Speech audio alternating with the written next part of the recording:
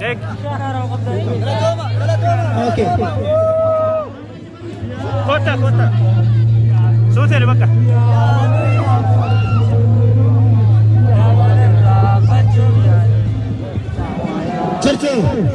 Jirtu. Oromo jirtu. Essa jirtu.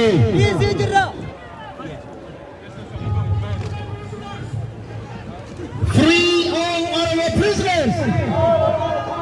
Free all Oromo prisoners. Free Jawar Mohammed.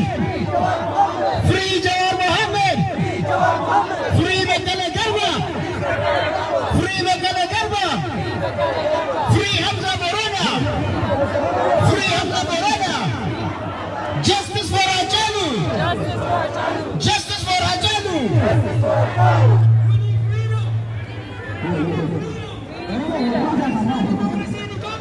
Takala manila gama.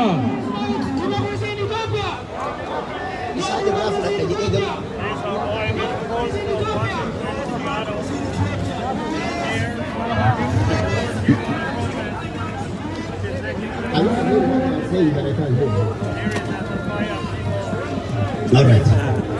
Asuma jenna ma wala gawan jiref. All right. US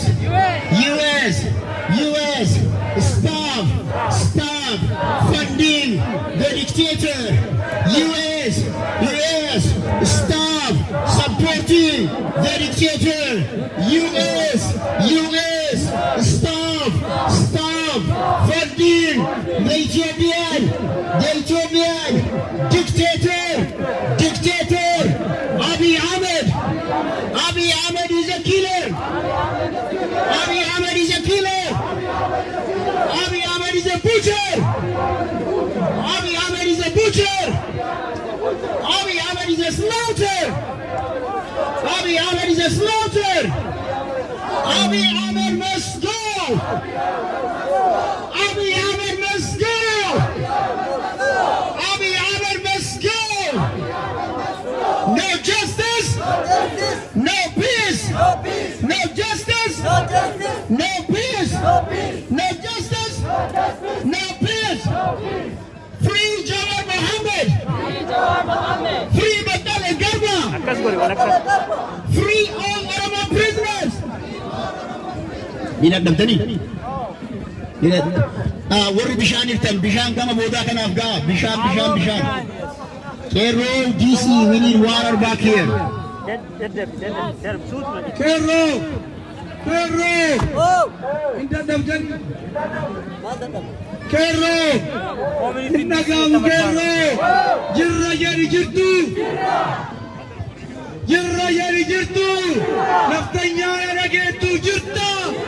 Jirra yari jirtu. Abiyya nagau jirtu. Shimallisa nagau jirtu. Dakkala uma nagau jirtu. Adanacha bebe nagetu jirtu. Budana nagetu jirtu. Masaya keessatti nagamani jirtu. Mooyyee takkatti adumamani jirtu. Mooyyee tokkotti adumamani jirtu. Jirra yari jirtu. Oromo Naftanyan. Oromo Naftanyan Harale Borulle Kalesale Dina Oromoti. Oromo Insodatani Naftanyan echo Oromo Jirra Oromo Naftanyan Harale Borulle Dina Oromo. Oromo Hacaalun jecha kanaaf wareegameemi nullee itti wareegamna malee dhiisna jechatan ijennaami jedhika haadha gaani jedhika Naftanyaan har'allee borullee diina Oromooti. Free Jawar Mohammed. Muka kana jala waan dhaabbachuu feenuuf namni dadhabe hedduutu nu keessa jira. Please garana kottaa. Ummanni dadhabee waan jiruuf guyyaan ni oowwaa garan as muka kana jalatti wal ga'uu feena. Kottaa as garana. Down Abiy. Down Abiy. Down Naftanya. Down Naftanya. Down naftanya. Down naftanya. Ammas dhaabachuu qabna. Dhaabbata namuutu warri dura jirtan dhaabbata. Dhaabbata qilleensa fudhanna. Dhaabbata warri dura jirtan please namni dadhabee jira. Uummanni dadhabee jira. Dhaabbata. Namni fuuldura jiru dhaabbata manguddoo jira nama deemuu dadhabee jira. Xiqqoo as jala dhaabbanneeti dhaadannoo adda addaa asii goona. Harmaafuu dhaabbata akka gochaa kana jalatti. Wal dhageenye warri fuuldura jirtan dhageessanii bakkuma kana dhaadannoo goona. USA, stop supporting Abiy government. Abiy the killer. Abiy the massacre. World Bank, IFM, stop supporting dictatorial government. We demand justice. We demand freedom. Where we are. Where you jirtan dhaabbata. Karaanis kenna karaaraan deemina. Karaan kenna. Karaa kun fayyadamee waan jiruuf namuutu akka karaaraan sochooni. Karuma kanarra bakka gaaddisni jiru dhaabbata. Sanumaanuu warri bishaan harkaa qabdan namni bishaan harkaa qabu garana koottaa keessatti jira. Koottaa warri bishaan harkaa qabdan. Bishaan namni harkaa qabu as koottaa asitti jiri please.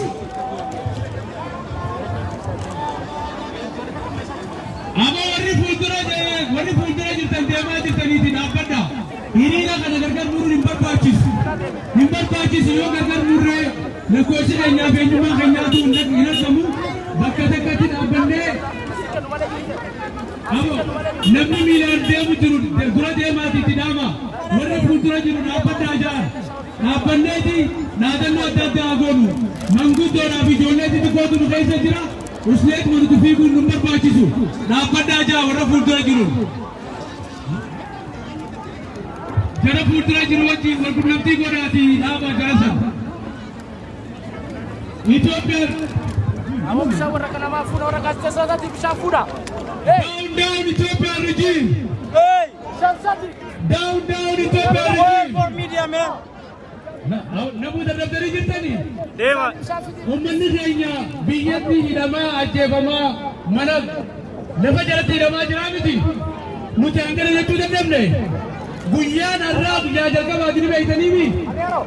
Abiyyi wajjin qabsoo haddootu nu barbaachisa.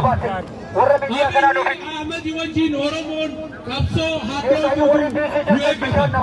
Maaliif amata shanan dabre mootummaa Dabreessanii wajjin gisee qabsoo goonu namoota diinaa uummata tokko turan uummata sanirratti isaan sanirratti gama tokko dhaabbannee irratti uunuun sablaa ture. Har'a garuu namaa maqaa Oromoo himachaa Oromoo ajjeesaa qabeenya Oromoo saamaa haqa Oromoon deeggarsa qabu irraa sharafachaa Oromoon har'a biyya keenya keessatti Finfinnee keessatti Harargee keessatti akkana ol qabatee mataa isaa hin deemne afaanuma Oromootuun akka kaanfatu hagoone eenyu Abiyyi maal keenya diina keenya wajjin nageenyi ni jira Abiyyi wajjin marii ni jira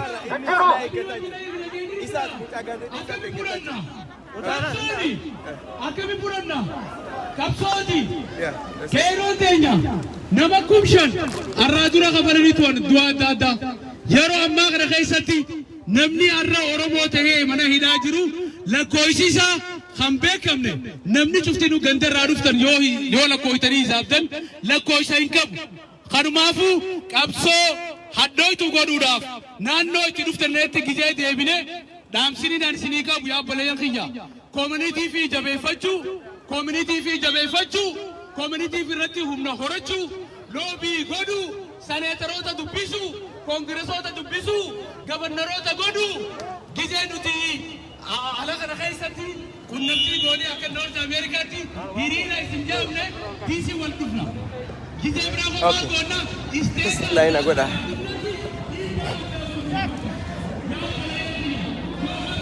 Tutumi. OMN gubbaa jirtu.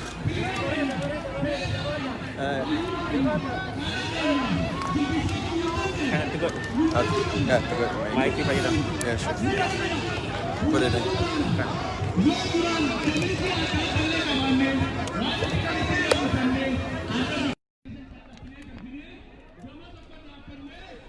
Hayyeen kabajamtoota daawwattoota keenya akkuma argaa jirtan hiriira guddaa Washington DC keessatti deemaa jiru gaggeeffamaa jira. Komunitiin hedduu Ameerikaa kaabaa keessa jiraatan bakkeewwan garaagaraatti dhufanii hiriira guddaatu gaggeeffamaa jira. Egaa akkuma argaa jirtanii hawaasni Oromoo lakkoofsan hedduu ta'u Washington DC keessatti argamuudhaan hiriira gaggeessaa jiru. Maarree nuti hiriira kana isin biraan gahaa jirra.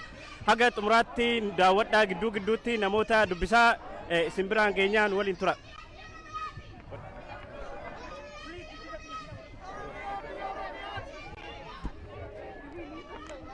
Eessarraa dhuftanis? Ani Minnesota irraan dhufe. Ayyee mee guyyaarraa walga'iisti hiriiratti gaggeeffamaa jiru akkamiin dabarsaa jirtu? Ergaa akkamiin dabarsaa jirtu? Dhugaadhuma jechuudha baay'ee nama gammachiisa. Uummanni Oromoo kutannoodhaan ka'ee mootummaa nama nyaataa gabromfataa kana akka inni kufuu fi uummanni Oromoo Ameerikaadhaa fi akkasuma Kanaadaa iddoo adda addaa jiru magaalaa DC kana keessa jirra. Uummanni Oromoo kana booda biyya Oromiyaa keessatti qe'ee namaan dhannee qe'ee keenya irratti hin duunu Abiyyi must go hidhamtoonni Oromoo haa hiikamanii Hacaaluu warri ajjeesan seeratti haa dhiyaatanii waan jedhu hedduu godhu jira jechuudha. Hiriira guyyaadhaa maaltu adda godha? Kana durallee hiriira hedduutu ture biyya kanatti. Mee kaarraa maaltu adda godhattee yaadda? Dhugaatiin jechuudhaaf naannoo kanatti bara 2006 kaafnee keessumaa Minnesota irraa yeroo 3 konkolaataan dhoofnee dhufneerra iddoo bara kana kan na gammachiise ijoollota dargaggoota biyya kanatti afaan Ingiliffaallee akka gaariitti baratanii fi biyya kanatti dhalatan quuqqaa saba isaanii irraa buqqisuudhaaf hidhatanii yeroo isaan waan hundumaa fuudhanii deemaa jiran arguun biyya baay'ee na gammachiise. Keessumaa hiriira kana dargaggootatti hundumatti qindeessee deemaa jira jechuun hin danda'ama jechuun barbaada. Kana baay'ee namatti tolachuu godhe isa duraarraa inni kun adda. Galatoomi maqaan keenya? Maqaan koo Baayisaa Garbiin jedhama. Fayyaa taasisis galatooma. Ulfaadhu. Hayyee mee kabajamtoota daawwattoota keenya gidduutti namoota gaafiif deebii goonee isin biraan dhiyeessina. Maqaan keenyudha? Eebbisee. Eessarraa dhufte? Ana jiisiidha. Mee guyyaarraa ergaa maalii dabarsaa jirtu iddoo kanatti? Ani akka kootti uummati kun kan inni ba'ee fi Jawaar Mohaammed mana hidhaadhaa akka ba'u Baqqalee Garbaan fa'a mana hidhaa keessa akka ba'anii gumaana caalu immoo akka falmamuun barbaada. Ayyee galatoom. Eessarraa dhuftanis? Ani Minnesota irraa dhufe. Ayyee mee maaliif dhuftan guyyaarraa maal gochaa jirtu ergaa akkamii dabarsaa jirtu? Hiriira nama keenya akkana fixaa jiranii nama warra qabsoo maranirraa hidhanii kanaaf manatti galleen teennu jennee haga dhugaa keenya argannu uummanni sun marti namni Oromoo ta'e hundi ka hidhame akka nu hiikamu barbaanna haga farasan argannutti malee wanni manatti deebinuuf hin jirru qabsoon ittuma deemti irraa uf duuban deebinu akkana. Maqaan kiyya Abdurrazaaq Hassan jedhama.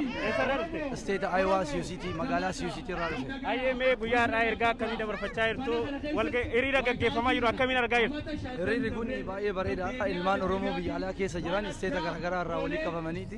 Uummata Oromoo biyya keessatti mootummaa naftanyaa PP jedhamu saniin miidhaan adda addaa irra gaaruu fi akkasuma aktiivistootaa fi hayyoota teennaa hooggantoota dhaabolee siyaasaa Oromoo mana hidhaa keessatti ogguree lafa jalatti hidhee jiruu fi qeerroo kumaatamaan mana hidhaa keessa guuraaruuf sagalee taanee biyya kana keessatti ammoo mootummaa san irratti dhiibbaa uumuu fi mootummaan biyya kana gama dinagdee garaagaraatiin akka mootummaa san hin qarqaarree fi dhiibbaa irratti uumuu fi asirratti argamneerra jedha. Ayyee galatoom. Ayyee galatoomaa isinillee jabaadha.